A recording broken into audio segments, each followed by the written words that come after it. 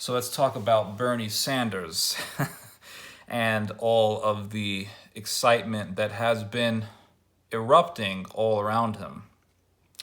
He has won New Hampshire. He has won Iowa, defeating Pete Buttigieg and Elizabeth Warren. So it's safe to say that Mr. Sanders has been very popular, especially amongst young people. I think in New Hampshire, he got 51% of the young vote. So he has been just a reckoning ball amongst a lot of Democrats because he is fanatically distinct. That's the reason why. He is the only candidate who has called himself a socialist. Now they'll say, well, he's not a Marxist, he's not a communist, he's a democratic socialist. There's a big difference, you know. It doesn't matter. Paul Krugman just put out an article on the New York Times saying that Sanders really isn't a Marxist. He's not a communist. He really is just a social democrat of the Western or Northern European strata, something that comes out of Denmark or Sweden. But as Paul Krugman rightly observed in the article, that doesn't matter. It doesn't matter at all. Because what matters is the perception, because politics is marketing, okay? Politics is marketing, and perception is the center of all marketing. How people perceive something or someone, that is what matters, not the facts. What matters is the perception and the emotions that particular perception induces. And so he is fanatically different. Now, in European standards, he's not really all that unusual or new because for decades, Europe, or more than decades, for centuries, Europe has had people who have pushed openly socialistic policies. But in the American standard, he is a phenomena. And so, especially in post-World War II America, he is a phenomenon because, you know, before the Second World War, you had politicians who were very socialistic. But in post-World War II America, something very phenomenal. And so he's very distinct. And so left-wingers are very excited about this Bernie Sanders guy because he's something new, kind of like how Trump was something new. It really is. It's pretty crazy. Mr. Sanders is something very new. And that's why so many people are pursuing him. Now, you have the left wing in the United States, not the traditional Democrat, but the left winger in the United States who is very ecstatic about Bernie Sanders because they see him as a weapon against the traditional neoliberal democratic establishment. And they see neoliberalism as something very insidious and destructive because neoliberalism has exploited underdeveloped countries in Central and South America. Neoliberalism has championed the elites and the wealthiest of the United States. And neoliberalism has been something detrimental to the working class and the working poor in the United States. This is how left-wingers, not a lot of, this is how they see it.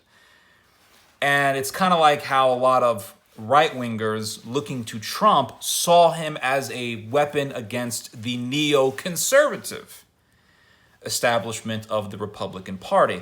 And let's not forget, Donald Trump marketed himself as something distinct from the neocons. That's why he bashed Bush, Jeb Bush. That's why he said, hey, the Iraq war was a terrible idea. Maybe we should work with Bashar al-Assad to fight against ISIS. Maybe we should work with the Russians to fight against ISIS. This is the type of stuff that Trump was saying. Now, he hasn't followed through any of these promises.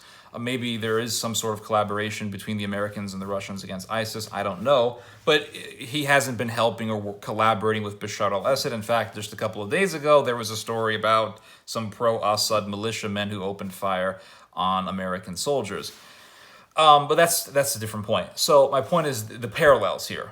Bernie Sanders is kind of like the Trump of the Democrat Party. He's new, he's distinct, he has, he says things that are radical. And so, and I've talked about this before. The Overton window in American politics and Western politics in general, and how we are widening up the Overton window to accept things that we, at one point in time, would have not accepted. The stuff that Trump was saying about immigration and immigrants and the border.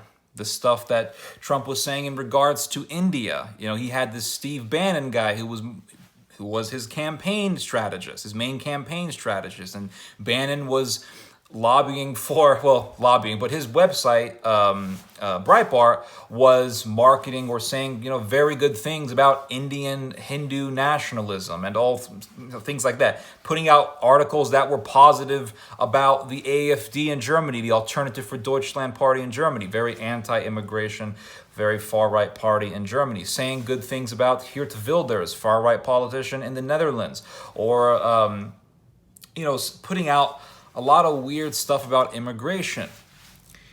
And even though these things were obviously insidious, conservatives defended it and they voted for it because they wanted something new. And plus, during the 8 years of Obama, the conservatives were hardcore flooding the internet with stories about how bad refugees are, how bad immigrants are. And even though a lot of the stories were fake and a lot of the stuff was overly exaggerated or just plainly made up, blatantly made up, like, I don't know, a story about, they'll put up a story about immigrant violence or something like that, and they're referencing something to the likes of American Renaissance or V-Day, like stuff like that was going on. A lot of stuff like that is still going on. But it didn't matter. It didn't matter at all. It didn't matter that Bannon was pushing for the alt-right. None of that mattered. Because what mattered was the emotional satisfaction that conservatives were getting by just gazing upon this Donald Trump guy. Bernie Sanders has a similar thing going for him. They see Sanders as a hero. And so you have the left-wingers who see him as a champion against the neoliberal establishment. They see him as an incremental step towards a fully socialist society. They see him as, and this is something that's thought of by some of the more strategic left-wingers in this country, they see him as a means to making the term socialism no longer taboo.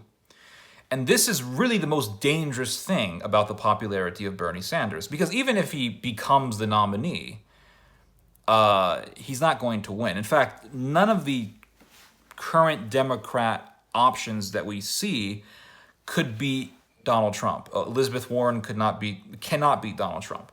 Buttigieg would not be able to defeat Donald Trump.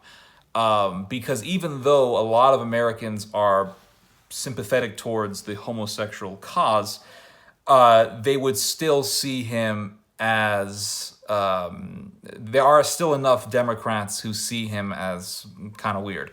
And of course, Republicans aren't going to vote for him.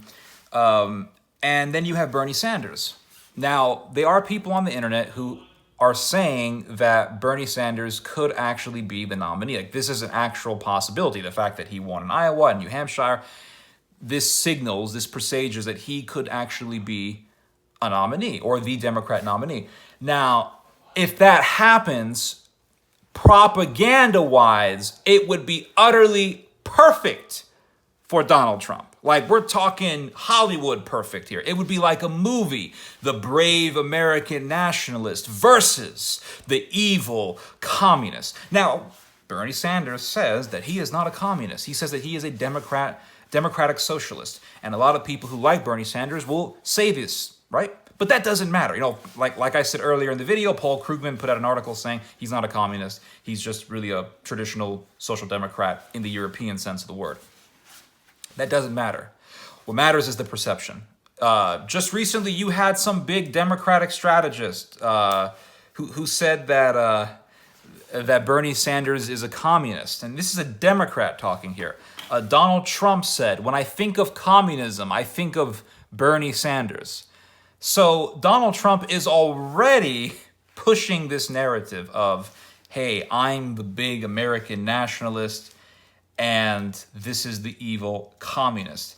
And if he becomes the nominee, I can already see how this is going to look like.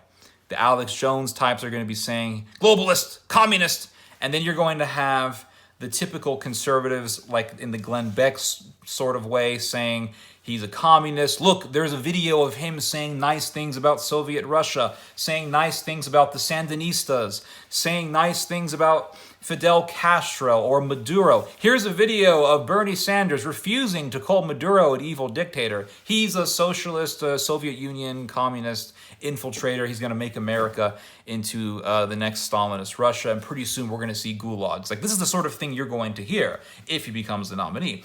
Much like how when Obama was running, they were people showing that clip of him saying, you know, my Muslim faith. They were people saying, you know, is Obama's real father this black liberation ideologue communist from Chicago? You know, is like, was this African guy his real dad? You know, and they were people holding up the signs of the sickle from the Soviet flag, and then there was the star next to it to make it look like the crescent moon star of Islam.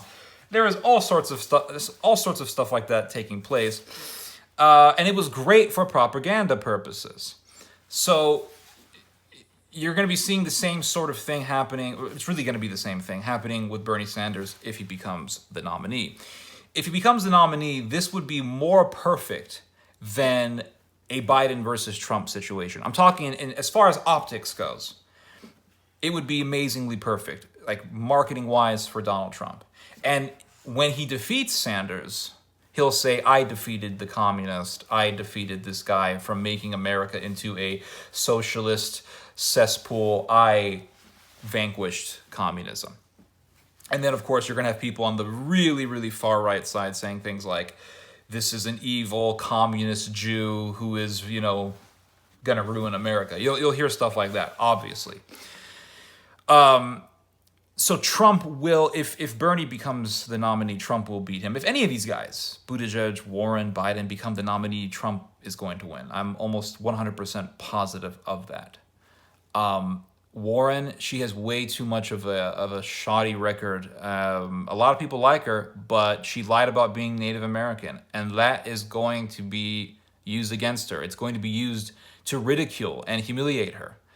And then you have Pete Buttigieg, and it's just going to look weird. You know, he's with a guy, and they're going to say, you know, what are we going to call your husband? You know, the first guy, the first dude. Or it's just going to be weird. It's too weird. You're going to have to wait for the millennials to dominate the electorate until you get something like that, as someone like that as president. But you know, Sanders versus Trump, it'll be like a Hollywood movie. It'll be huge. And they're going to be saying this is the most important election in America's history. For the first time, an open socialist versus an American patriotic nationalist from New York City. My God, what a show. But regardless of the fact of Trump winning, this is what makes Bernie Sanders so dangerous. Here's what makes him so dangerous. He puts the term socialism right within the Overton window. He makes it acceptable. That's what makes him so dangerous. And people will say, we almost got our guy in there. He almost defeated this evil fascist Donald Trump. We have to get more radical and more active. And you are going to see the rise of the radical left in the United States. That's what you're going to see. And you're going to be seeing these very good debaters on YouTube who are progressive and left-wing become very popular on the internet. They're already becoming popular with the rise of people like Destiny or Stephen Bonnell, Vaush, things like that, Kyle Kulinski. You're going to see these types of people get even more popular, and you're going to see newer faces popping up. Now, with that said, during that time, you're also going to see the intensification of the radicalization of the right wing, because this Bernie guy has gotten so popular. You're going to see the right wing say, hey, we better up the ante and get more aggressive and more intense, because if we don't, then a socialist, and they are going to say a communist as well, will win the presidency, and we can't allow that to happen. So it's really a strategy of tension that is going to be very, very effective. That's if Bernie Sanders becomes the nominee. And even if he doesn't become the nominee, he still is going to leave his mark. He's still going to put socialism right within the Overton window as something acceptable and no longer taboo. For decades, the term socialism has become a taboo statement that has very negative connotation because of the Soviet Union and because of the Cold War. Socialism is bad. And that is no longer going to be the case with the popularity of Bernie Sanders. And gradually you're going to see this term becoming more and more popular. And so you're going to see the radicalization of the left and the radicalization of the right. Because as one side gets more radical, the other side has to also follow through and become more radical itself. And the purpose of this is, well, for survival. Because if you do not adapt to the zeitgeist, then the zeitgeist cancels you out and you become irrelevant. So that is what's so dangerous about Bernie Sanders. It's kind of like what Modi did with Hindu nationalism in India. In post-World War II India, radical Hinduism it was pushed to the fringe. Like, that's crazy talk. And people really liked figures like Mahatma Gandhi.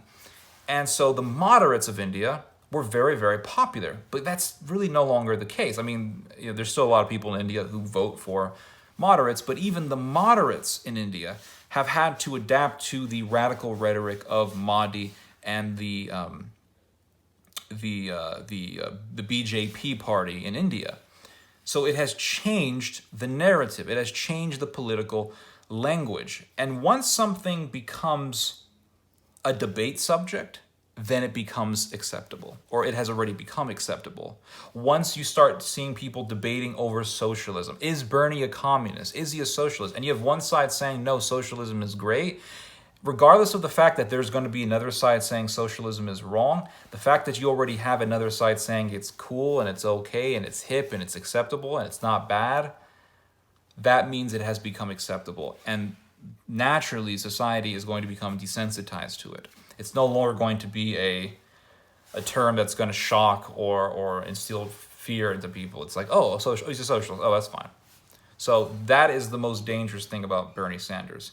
Not only does he radicalize the left-wing narrative, but that in turn is going to radicalize the other side. Strategy of tension. That's what this is. Anyway, hope you guys have enjoyed this video. Hope you guys have learned something from this video. You guys just heard some theology. God bless.